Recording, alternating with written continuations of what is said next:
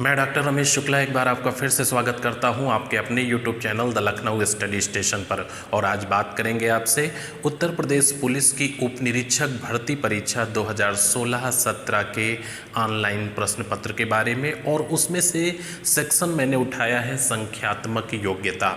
तो संख्यात्मक योग्यता के अंतर्गत अभी प्रॉफिट लॉस डिस्काउंट के जितने भी क्वेश्चन पूछे गए थे टोटल 27 ऑनलाइन पेपरों का कलेक्शन है। और इसमें से मैथ वाले सेक्शन के 27 पेपरों के लगभग 80 क्वेश्चनों का कलेक्शन मैंने वीडियो डाल दिए हैं, आप उसको देखते रहिए। जो दूसरा सेशन आपका शुरू किया गया है वो एवरेज चैप्टर से संबंधित है और ये चैप्टर वाइज कि किस चैप्टर से कितने सवाल पूछे गए हैं इन 27 पेपरों में। तो इससे क्या होगा कि पूछे गए प्रश्न कहाँ से कितने हैं उसकी इम्पोर्टेंसी पता चलेगी। और दूसरी चीज़, प्रश्नों की प्रकृति क्या है इनको पहचानने में मदद मिलेगी। तो इसी चीज़ को आगे बढ़ाते हुए पहला वीडियो जो इसका था उसमें हमने 10 क्वेश्चन डाल दिए हैं, आप उसको देखिएगा। ये आपका नेक्स्ट है, सेकंड वीडियो है, इसमें 11 नंबर से शुरू कर रहा हूँ। तो अगर इसको हम सॉल्व कर लेते हैं तो कई चीज़ें हमारी क्लियर हो जाएंगी कि किस टाइप के क्वेश्चन पूछे जाते हैं और कौन से चैप्टर से कितने आ रहे हैं। अच्छा, एक चीज़ मैं अपना पर्सनल अनुभव बता दूं कि होता क्या है कि कुछ बच्चे कॉम्पिटिटिव मैथ के लिए जिनका मैथ सेक्शन नहीं होता है तो ट्रिकी मैथ के सहारे बहुत ज़्यादा रहते हैं। तो यहाँ पे ऐसा कुछ नहीं है, क्योंकि एसआई लेवल का जो मैथ का पेपर हो रहा है कहीं कोई ट्रिक अप्लाई नहीं हो रही है। इसका कहने का मतलब है कि अगर आपकी कंसेप्ट नहीं क्लियर है, फंडामेंटल नहीं क्लियर है, बेसिक समझ मैथ पे नहीं है तो आंसर देना मुश्किल होगा। इसलिए अभी भी टाइम है, आप कोशिश करिए कि आपकी इसमें सामान्य समझ डेवलप हो जाए। और जैसे ही आपकी सामान्य समझ डेवलप हो जाएगी तो इन क्वेश्चनों का आंसर आप वर्बली बता सकते हैं, आपको लिखने की भी ज़रूरत नहीं पड़ेगी। तो आइए देखते हैं पहला सवाल 11 नंबर। एक कंपनी के मानव संसाधन विभाग के कर्मचारियों की औसत आयु 20 वर्ष है और विपणन विभाग के कर्मचारियों की औसत आयु 30 वर्ष है। इन दो विभागों के कर्मचारियों की कुल आयु जो है वो 4 और 3 के रेशियो में है। यदि मानव संसाधन विभाग में कर्मचारियों की संख्या 100 है तो विपणन विभाग में कर्मचारियों की संख्या क्या है। नीचे ऑप्शन सुझाए गए हैं। तो सबसे इम्पोर्टेंट चीज़ है कि अगर किसी सवाल को पढ़ने की सही समझ डेवलप हो जाए तो डिसीजन आपको लेने में देर नहीं लगेगी। अदरवाइज ऐसी कंडीशन में आकर खड़े हो जाते हैं कि कहाँ से शुरू करें सवाल लगाना। आप देखिए इसमें लिखा गया है कि मानव संसाधन यानी एचआर डिपार्टमेंट के जो कर्मचारी हैं उनकी जो एवरेज एज है वो 20 ईयर है, 20 वर्ष है। और यहाँ लिखा है कि मानव संसाधन विभाग के जो कर्मचारी हैं उनकी संख्या 100 है। यहाँ से हमें एक संबंध मिल गया। अब जो आपके एचआर डिपार्टमेंट है, 60 में मानव संसाधन को लिख रहा हूँ, ह्यूमन रिसोर्स, तो इसमें आपके टोटल 100 कर्मचारी हैं और इनकी एवरेज एज जो है 20 है, यानी टोटल एज आपकी कितनी हो गई 2000 ईयर, है ना। औसत गुणे व्यक्तियों की संख्या बराबर कुल एज। तो 100 व्यक्ति हैं यहाँ पे, कर्मचारी हैं, 20 एवरेज है, 2000 एज हो गई। अब अगर हमें मालूम है एचआर की एज क्या है तो यहाँ दिया है इन दोनों विभागों के कर्मचारियों की कुल आयु में 4:3 का अनुपात है। तो विपणन की कुल आयु निकाल सकते हैं क्योंकि इसमें 4:3 का संबंध है। नीचे आप 4 रखेंगे एचआर का रेशियो, ऊपर 3 रखेंगे विपणन का रेशियो। अब विपणन डिपार्टमेंट की जो कुल आयु है वो आपकी ये हो गई 1500। यहाँ विपणन लिख देते हैं, विपणन का मतलब मार्केटिंग होता है। तो विपणन की जो कुल आयु है वो 1500 हो गई।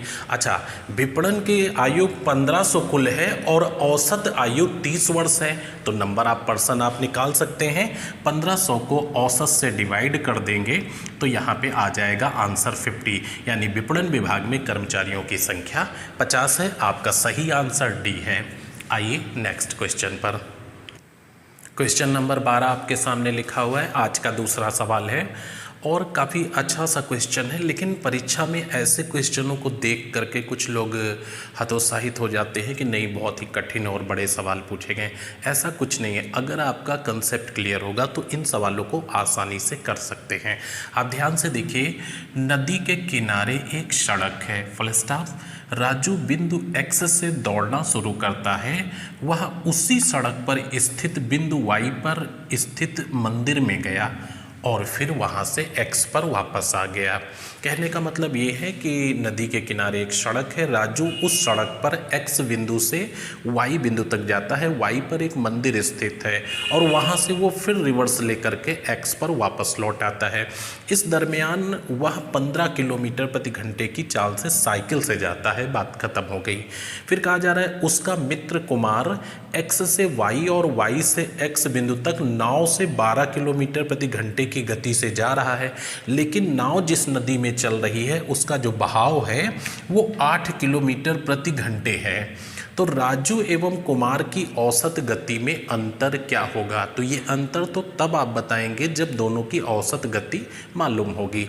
अच्छा देखिए, इस सवाल को मैं थोड़ा सा डिटेल में बताऊंगा।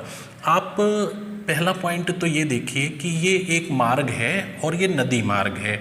ये वाई बिंदु है जहाँ पे मंदिर स्थित है और ये एक्स बिंदु है जहाँ से वो व्यक्ति जा रहे हैं।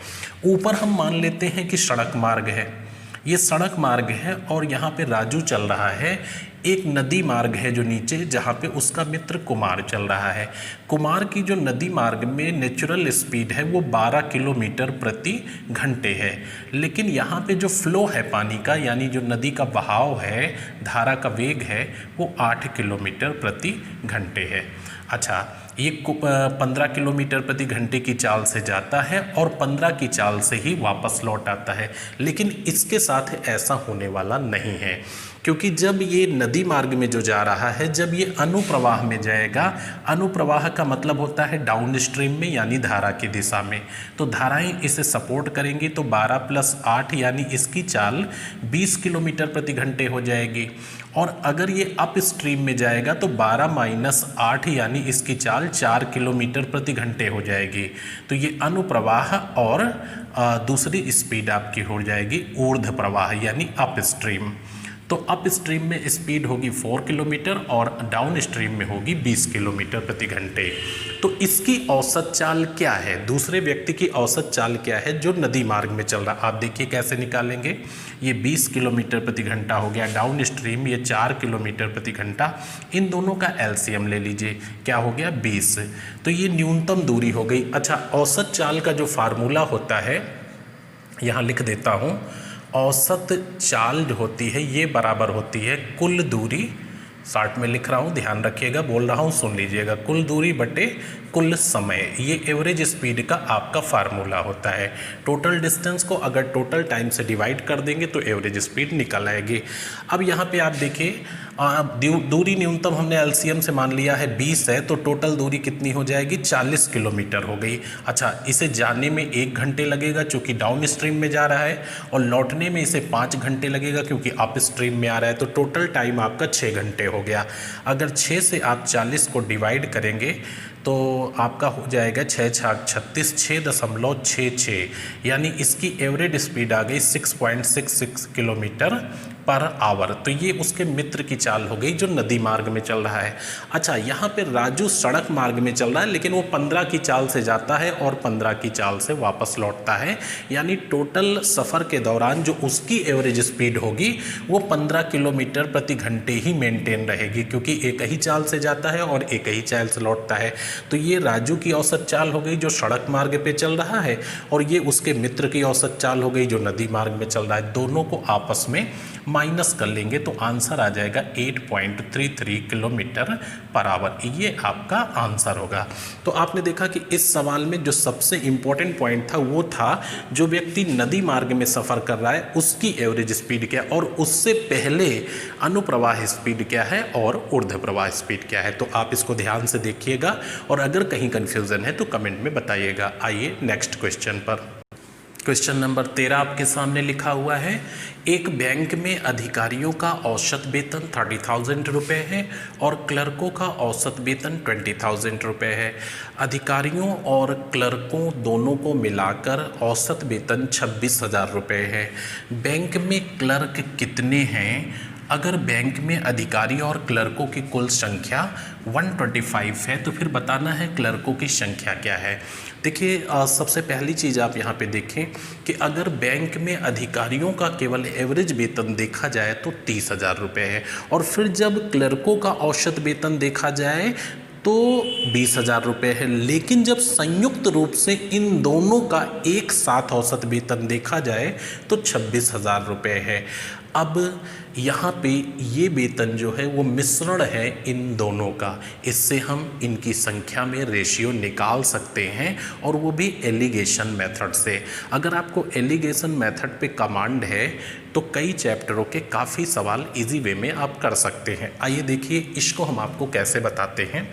यहाँ पे एलिगेशन मेथड से करेंगे, और देखिए इधर हमने लिख दिया अधिकारी और इधर हमने लिख दिया आपके क्लर्क हो गए। ठीक है, एग्जामिनेशन में ये सजाने की ज़रूरत नहीं है, हम आपको बता रहे हैं तो ये सब लिख रहे हैं, अदरवाइज आप शार्ट में कर सकते हैं। ये 30,000 हो गया और ये 20,000 हो गया, ये क्लर्क का औसत वेतन, ये अधिकारी का। बट ओवरऑल देखा जाए तो इन दोनों का जो है वो 26,000 है। अब राइट से घटाकर आप लेफ्ट में लिख लो, लेफ्ट से घटा करके राइट में लिख लो, और ये सीधा आपका 90 डिग्री पे आपका मात्रा अनुपात निकलता है। ये अमाउंट में रेशियो हो सकता है, संख्या में हो सकता है, या किसी भी चीज़ में हो सकता है। तो इन दोनों का जो डिफरेंस है, प्लस माइनस देखने की जरूरत नहीं, केवल डिफरेंस लिखिए। तो 26 और 20,000 का अंतर क्या होगा, 6,000 आ जाएगा, और इधर दोनों का अंतर क्या आ जाएगा, 4,000 आ जाएगा। अब क्या करेंगे, आप इनके 3 जीरो कैंसिल कर दीजिए, और ये 3 हो गया, 2 तिहाई 6 और 2 दूना 4। ये आपका 3-2 का संबंध हो गया। अगर यहाँ पे 3 आपके अधिकारी हैं तो 2 क्लर्क हैं। अच्छा, टोटल स्टाफ कितना है, 125 लोगों का है। जब टोटल स्टाफ दिया है तो अनुपातों का योग नीचे रख देंगे। अब अगर आपसे पूछता है कि अधिकारी कितने हैं तो ऊपर 3 से गुणा कर दो, और अगर क्लर्क पूछता है कितने हैं तो 2 से कर दो। आपसे पूछा है क्लर्क कितने हैं, 2 रख दीजिए, 5 से काटिएगा तो 25 हो जाएगा, और 25 दूना 50 हो जाएगा। तो आपका ये आंसर आ गया कि क्लर्कों की संख्या 50 है। आइए अगले सवाल पर। क्वेश्चन नंबर 14 और आज का चौथा सवाल। एक आदमी 20 किलोमीटर की दूरी 5 किलोमीटर प्रति घंटे की चाल से दौड़कर तय करता है। कार द्वारा 40 किलोमीटर प्रति घंटे की स्पीड से 120 किलोमीटर की दूरी तय करता है, और बस द्वारा 50 किलोमीटर प्रति घंटे की चाल से 350 किलोमीटर की दूरी तय करता है। यहाँ पे कहा जा रहा है कि उसकी औसत चाल क्या होगी। तो एक यात्री के बारे में बात की जा रही है। पहले वो 20 किलोमीटर 5 की स्पीड से दौड़ के कंप्लीट कर लेता है, उसके बाद वो कार से जाता है और 40 की स्पीड को रखते हुए 120 किलोमीटर का सफ़र तय कर लेता है। इसके बाद वो बस से सफ़र करता है 50 की स्पीड से और 350 किलोमीटर का सफ़र पूरा कर लेता है। तो पूछा जा रहा है कि एवरेज स्पीड क्या होगी। तो एवरेज स्पीड का एक ही फार्मूला है, टोटल डिस्टेंस को अगर टोटल टाइम से डिवाइड कर दिया जाए तो हमारा एवरेज स्पीड निकल आएगा। यहाँ पे टोटल डिस्टेंस तो आपको पता है, जोड़ लेंगे, लेकिन टोटल टाइम नहीं पता है। अब आप टाइम कैसे निकालते हैं, जो टाइम होता है ये होता है डिस्टेंस अपॉन स्पीड होता है। तो एक एक करके हम टाइम को फाइंड आउट कर लेते हैं। देखिए वो 20 किलोमीटर की जो डिस्टेंस थी इसको 5 की चाल से तय कर रहा था, यानी 5 किलोमीटर प्रति घंटे। तो इसको यहाँ पे 5 चौको 20, 4 घंटे लग जाएंगे। एक पॉइंट हो गया डिस्टेंस अपॉन स्पीड। दूसरा, उसने 120 किलोमीटर का जो सफ़र था उसको तय किया था 40 किलोमीटर पर आवर की स्पीड से। तो जाहिर सी बात है यहाँ पे उसको 3 आवर्स लग जाएंगे। और फिर 350 किलोमीटर का जो सफ़र था उसको वो तय कर रहा था 50 किलोमीटर पर आवर की स्पीड से। तो जाहिर सी बात है वहाँ पे 7 आवर्स लगेंगे। आपने देखा कि टोटल डिस्टेंस उसकी ये है, जोड़ लेता हूँ, 0 हो गया, 5 2 7 4 9 हो गया, और ये 4 हो गया। 490 किलोमीटर का उसने सफ़र तय किया है, और इस दरमियान टोटल 14 घंटे लग गए। तो टोटल डिस्टेंस को टोटल टाइम से डिवाइड करेंगे, 490/14, ये 14 तिया 42 हो गया, और 75 बच जाएगा, 14 पंचे 70। आपका आंसर होगा 35 किलोमीटर पर आवर। ये उसकी एवरेज स्पीड होगी। इस तरह से आंसर ए आप टिक कर देंगे। आइए नेक्स्ट क्वेश्चन पर। क्वेश्चन नंबर 15 आप देखेंगे। 18 व्यक्तियों के एक परिवार का औसत वज़न 1 किलोग्राम कम हो जाता है जब उसमें एक बच्चे का वज़न जोड़ा जाता है। अगर बच्चे का वज़न शामिल करने के बाद परिवार का औसत वजन 19 किलोग्राम हो गया हो तो बच्चे का वजन क्या है। बहुत ही इंटरेस्टिंग सा क्वेश्चन है। आप देखिए इसे हम पिकअप कैसे करेंगे, कैसे सवाल को करेंगे। परिवार का औसत वजन 1 किलोग्राम कम हो गया है। आप पूछेंगे भाई क्यों कम हो गया, क्योंकि एक बच्चे को शामिल कर लिया है। अच्छा, बच्चे को शामिल करने के बाद औसत वजन 1 किलोग्राम कम हो गया है, जो कि हो कितना गया है, 19 किलोग्राम। इसका मतलब है कि बच्चे को शामिल करने से पहले जो परिवार का वजन था, एवरेज वजन, वो 20 केजी था, राइट। क्योंकि परिवार का औसत वजन 1 किलो कम हुआ है और वो घटकर 19 हो गया है। इसका मतलब कि पहले परिवार का औसत वजन 20 किलोग्राम था और परिवार में लोग कितने थे, 18 लोग थे। इसका मतलब 360 केजी टोटल वजन था परिवार का दैट टाइम। 360 केजी शुरुआत में वजन था परिवार का। अब क्या हुआ, औसत वजन हो गया 19 और लोग हो गए 18 की जगह 19, क्योंकि एक बच्चा आ गया। तो औसत वजन 19 है और लोग 19 हैं। इसका मतलब 361 केजी हो गया। तो 361 से अगर आप 360 निकाल देंगे तो 1 केजी आपका आंसर आ जाएगा, अर्थात बच्चे का जो वजन है वो 1 केजी होगा। तो इस सवाल को इस तरह से आप समझेंगे कि 18 व्यक्तियों के एक परिवार का औसत वजन 1 किलोग्राम कम हुआ और अभी हो कितना गया है, 19। इसका मतलब था क्या, 20, और 20 औसत वजन किसका था, 18 लोगों का था। तो टोटल 360 केजी था दैट टाइम। अभी क्या हुआ, औसत वजन 19 है प्रेजेंट में, नंबर ऑफ पर्सन 19 है, 19 गुणे 19 361। पहले 360 था, अभी 361 है, अर्थात बच्चे का वजन 1 केजी है। आइए नेक्स्ट क्वेश्चन पर। क्वेश्चन नंबर 16 देखिए, बहुत ही इंटरेस्टिंग सा सवाल है। 50 लोगों के पास औसत धनराशि 40 रुपये है। वे संपूर्ण धनराशि को कलेक्ट करके एक थैले में रख देते हैं, परंतु उसमें से 500 रुपये चोरी हो जाते हैं। कुल n लोग कुछ भी पैसा ना लेने पर सहमत होते हैं। चोरी हो जाने के बाद उस 50 में से कुल n लोग, है ना, तो कुछ भी हो सकता है n की वैल्यू। ये लोग कहते हैं कि कोई भी पैसा नहीं लेंगे और शेष राशि बाकी लोगों में बराबर बराबर बांट दी जाती है। इससे हर एक को 50 रुपये मिल जाते हैं। तो आपको बताना है कि n की वैल्यू क्या है, यानी कितने लोग पैसा ना लेने पर सहमत हुए हैं। तो आप देखिए बहुत ही इजी वे में, बल्कि इसका आंसर आप वर्बली बता सकते हैं। 50 लोग टोटल थे और उनके पास औसत पैसा 40 रुपये था। इसका मतलब है कि जो कलेक्शन हुआ था वो 2000 रुपये का था। क्लियर हो गए। Number of person into average amount बराबर टोटल अमाउंट 2000। अब इसमें से 2000 रुपये से आपके 500 रुपये बैग से चोरी हो जाते हैं। इसका मतलब है कि आपके पास 1500 रुपये बचते हैं। ये अमाउंट आपके पास बच गया। अब कहते हैं कुछ लोग कि हमें पैसा नहीं चाहिए, तो बाकी पैसा जो है बाकी लोगों में, यानी शेष पैसा ये है, शेष लोगों में बांट दिया जाता है। मिलने वाले को 50-50 रुपये मिलते हैं। तो इसका मतलब 1500 रुपये 50-50 कितने लोगों में बट गया, जवाब आया कि 30 लोगों को मिल गया। अच्छा, तो 50 लोगों में से 30 लोगों को पैसा मिल गया है। इसका मतलब है कितने लोगों को नहीं मिला, 20 लोगों को नहीं मिला। तो ये n बराबर आपका क्या हो गया, 20, जिन्होंने पैसे नहीं लिए। आपका सेकंड आंसर सही है। तो इजी वे में आप आंसर दे सकते हो और ये चीज़ें वर्बली बता सकते हैं। आइए नेक्स्ट क्वेश्चन पर। क्वेश्चन नंबर 17 आपके सामने लिखा हुआ है और ध्यान से पढ़िएगा, बहुत ही इंटरेस्टिंग सा क्वेश्चन है। एक कक्षा में 50 छात्रों का औसत भार 58 किलोग्राम है, फुल स्टॉप। उनमें से 6 छात्र जिनका औसत भार 45 किलोग्राम है कक्षा छोड़कर चले जाते हैं और अन्य 6 छात्र जिनका औसत भार 54 किलोग्राम है कक्षा में शामिल हो जाते हैं। आपको बताना है कि कक्षा का नया औसत भार क्या है और ये ऑप्शन आपके सामने दिए हुए हैं। तो सबसे पहली चीज़ हम ये देखते हैं कि कक्षा में 50 छात्र थे, राइट। 50 छात्र थे जिसमें से -6 छात्र हो जाते हैं और थोड़ी देर बाद +6 छात्र हो जाते हैं, यानी 6 छोड़ कर जाते हैं और 6 आ जाते हैं। इसका मतलब है कि जो नंबर ऑफ पर्सन है उस पर कोई प्रभाव नहीं पड़ा, वो एज इट इज़ बना रहा। छात्रों की संख्या पहले जैसी रही। क्लियर हो गए होंगे यहाँ पे। तो अब 50 छात्र थे और आज भी 50 है। ठीक है, मैं आपको बहुत ही सिंपल वे में बता रहा हूँ जिसमें कम से कम काम करना पड़ेगा।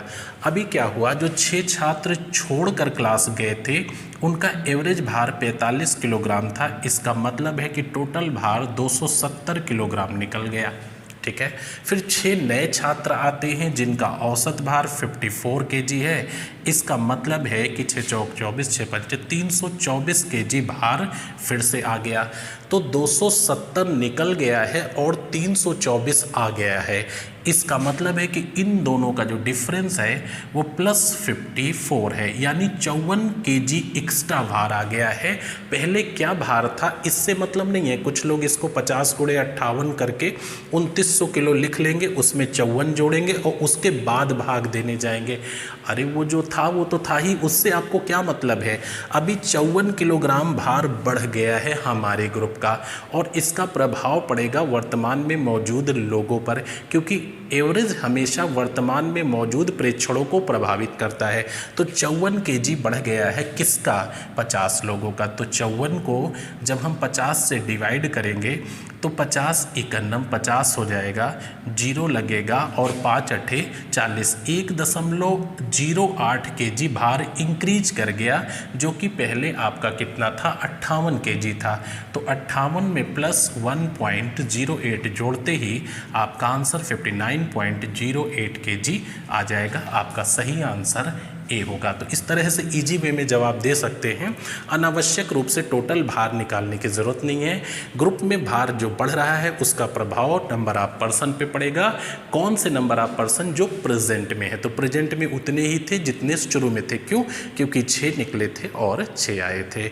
आइए अगले सवाल पर। क्वेश्चन नंबर 18 आपके सामने लिखा है और ये आज का आखिरी सवाल है इस पेपर में, यानी पार्ट 2 में एवरेज में, जो कि आए हुए यूपीएसआई के पेपर के सवाल हैं। टोटल 8 क्वेश्चनों पे डिस्कस कर रहा हूँ। नेक्स्ट 3rd वीडियो में भी 7 से 8 सवाल पर डिस्कस करूँगा। तो अच्छा सा सवाल है और काफ़ी बढ़िया सवाल, बड़ा सा लिखा है। दिल्ली पब्लिक स्कूल की तीनों कक्षाएं जिनके नाम हैं ABC विज्ञान की परीक्षा देती हैं। कक्षा ए को औसत प्राप्तांक 94 है, कक्षा ए का, है ना। कक्षा ए का औसत प्राप्तांक 94 है, कक्षा बी का औसत प्राप्तांक 87 है, कक्षा सी का औसत प्राप्तांक 96 है। कक्षा ए और बी में एक साथ सभी विद्यार्थियों का औसत प्राप्तांक 91 है। बी तथा सी के सभी विद्यार्थियों का औसत प्राप्तांक भी 91 है। तो सभी तीनों कक्षाओं के लिए औसत क्या होगा। कहने का मतलब ये है कि एक विद्यालय में 3 कक्षाएं हैं ए बी सी, जिनके औसत प्राप्तांक अलग अलग दिखाए गए हैं और उसके बाद फिर ए और बी का कंबाइंड 1 दिखाया गया है एवरेज, और बी और सी का कंबाइंड 1 दिखाया गया। आपसे पूछा जा रहा है कि तीनों कक्षाओं का औसत प्राप्तांक क्या होगा। तो आप देखिए, बड़ा इंटरेस्टिंग सा आपको पॉइंट बताते हैं कि कक्षा ए का जो औसत प्राप्तांक है वो 94 है, बी का औसत प्राप्तांक 87 है, बट ए और बी का क्या है, तो ए और बी का 91 है। ये 91 क्या है, ए और बी का मिक्सचर है। तो अगर दो चीज़ों का मिक्सचर दिया है तो तुरंत आपके माइंड को क्लिक होना चाहिए, अच्छा एलिगेशन से करना है हमें। तो आप देखिए, इनमें हम रेशियो निकाल लेते हैं कि बच्चों की संख्या में क्या अनुपात होगा। सबसे पहली चीज़, हमारा ये क्लास ए है और ये क्लास बी है। ए में जो बच्चे हैं उनका औसत प्राप्तांक 94 है और जो बी में बच्चे हैं उसमें औसत प्राप्तांक 87 है, बट ए और बी का जो औसत प्राप्तांक है वो 91 है। अब राइट से घटाकर लेफ्ट में लिखेंगे, लेफ्ट से घटाकर राइट में, और ये आपका देखिए रेशियो निकल आएगा। इधर आ जाएगा 4 और इधर आ जाएगा आपका 3, यानी ए और बी में जो अनुपात है वो 4 और 3 का है। अच्छा, इसी तरह से आप देखेंगे बी में जो बच्चे हैं उनका 87 है और जो सी में बच्चे हैं उनका 96 है, बट अगर बी और सी का ओवरऑल देखा जाए तो 91 है। फिर आप क्या करेंगे, राइट से लेफ्ट और लेफ्ट से राइट, इन दोनों का जो डिफरेंस है आपका हो जाएगा 5 और इन दोनों का जो डिफरेंस है वो हो जाएगा 4 हो जाएगा। तो इसका मतलब क्या है कि BC में हमारा जो संबंध है वो 5 और 4 का है। अब आपसे पूछा जा रहा है कि भाई A अनुपात B अनुपात C में क्या रिलेशन है, तो 5 चौको 20 और 5 तिहाई 15 और 4 तिहाई 12। ये संबंध है आपका ABC में, यानी ABC जो है वो 20, 15 और 12 के रिलेशन में है। इसका मतलब ये है कि A में 20 विद्यार्थी हैं, B में 15 विद्यार्थी हैं और C में 12 विद्यार्थी हैं। अब ये तो टोटल विद्यार्थी हो गए। यहाँ से मैं स्पेस ज़्यादा नहीं है तो हटा देता हूँ। इस तरह से हमने केवल विद्यार्थी निकाले हैं। अब इसको हटा करके हम आगे सवाल सॉल्व करते हैं। टोटल अंक क्या होंगे ये पता हो जाए और उसके बाद टोटल बच्चे क्या होंगे वो पता हो जाए। दोनों को डिवाइड करके एवरेज निकाल लेंगे। तो यहाँ से हमने अभी केवल निकाला है कि जो बच्चे हैं तीनों कक्षा में उनमें क्या संबंध है। तो ये आप देखिए बच्चों की संख्या में रेशियो है और 5 चौको 20, 5 तिहाई 15 और 4 तिहाई 12, यानी ABC रिलेशन मालूम था तो ABC आपने निकाल लिया। अब आपको मालूम है कि ABC में जो संबंध है 20, 15 और 12 का है। अब एक काम करते हैं, इसको हटा करके बाकी का सवाल सॉल्व करके आपको दिखाते हैं। तो यहाँ पे ABC में रिलेशन निकल आया आपका 20, 15, A, B और C। इसमें 20 बच्चे और इसमें 15 बच्चे, तो इसमें 12 बच्चे। अच्छा, अब A के जो टोटल अंक होंगे वो हो जाएंगे आपके 94 × 20, यानी 1880 अंक हो जाएंगे, है ना। 94 था, सॉरी 94 था ये आपका 94, हाँ। तो ये हो गए 1880 अंक। उसके बाद जो B आपका क्लास था इसका 87 एवरेज चल रहा था और 15 बच्चे मान लीजिए ये आपका एवरेज ही है। तो 15 8 120, 12 15 7 105, 1305 हो गया। यहाँ पे 1305 अंक हो गए टोटल। और C जो आपका क्लास था इसमें 96 मार्क्स थे और ये 12 था। तो ये आपका हो जाएगा 12 9 108, 1080 और 12 6 72, ये 1152 हो गया। ठीक है, अब टोटल अंक आप जोड़ लीजिए। जब आप टोटल अंक जोड़ेंगे तो ये 4 3 और 37 आ जाएगा, है ना। 4337 यानी 4337 टोटल अंक हो गए और जो बच्चे टोटल हो गए वो 47 हो गए। अब आप 47 से जब डिवाइड करेंगे 4337 को, देखिए कैलकुलेशन तो हार्ड किया है, कहीं ना कहीं कैलकुलेशन SI की परीक्षा में हार्ड किया है। और आपको बताऊं कि जो भी पेपर बना रहे होते हैं ये तो विशेषज्ञ होते, एक्सपर्ट होते हैं, तो ये क्या करते हैं कि कैलकुलेटर से बड़ी से बड़ी डिजिट करके दशमलव से काट करके रख देते हैं, लेकिन मैनुअल इसे हल करने में थोड़ी तो दिक्कत होती है। लेकिन कोई इसका विकल्प नहीं है, कोई शॉर्ट तरीका नहीं है, अभ्यास करना होगा और कमांड करना होगा। अब हम 47 से इसको जब डिवाइड करेंगे तो ये 9 बार चला जाएगा आपका। ठीक है, 9 सते 63 के 3 हो जाएगा, कैरी हुआ यहाँ 6 और 9 छक 54, सॉरी 9 चौको 36 और 6 ये 42 हो गया, यानी 42। ये कट जाएगा और यहाँ पे आपका 10 बच गया, 7 उतर जाएगा, 2 बार जाएगा और ये 94 हो जाएगा। फिर ये 13 यहाँ पे बचेगा और 0 उतार लेंगे। उसके बाद नहीं, यहाँ 7 में से 4 गया तो ये 3 हो जाएगा और ये आपका हाँ 0, तो ये आ गया। ये आपका फिर से 2 बार चला जाएगा, है ना, 2 बार फिर से चला जाएगा, तो 2 बार जाएगा फिर से, तो ये आपका हो जाएगा फिर 94 हो जाएगा और 94 के बाद यहाँ बच जाएगा 36 0 और इसको 8 टाइम्स फिर चला जाएगा। 8 सते 56 के 6 हो गया और 8 चौक 32 और 7 बार जाएगा, सॉरी 7 बार जाएगा। तो इसी को जब अगली बार जाएगा तो 92.28 लिख दिया गया था। इसका आंसर आपका ये सही होगा, है ना। इसको आप कैलकुलेट करके देख लीजिएगा कि 47 से इसे डिवाइड करेंगे तो 92.276 करके आएगा, तो 6 की जगह फिर ये 8 हो जाएगा 7 की जगह, तो 92.28 इसका सही आंसर होगा, जो तीनों कक्षाओं का औसत अंक माने जाएंगे। तो काफ़ी बढ़िया सा सवाल था। इस तरह से आपने देखा मैंने एवरेज के आए हुए आपको 8 सवाल कराए और सभी एक स्टैंडर्ड लेवल के थे। आपसे अगले वीडियो में नेक्स्ट जो आएगा, तीसरा इसका पार्ट आएगा, उसमें एवरेज से ही सवालों पे डिस्कस करूंगा। तब तक के लिए बहुत सारी शुभकामनाएं, धन्यवाद।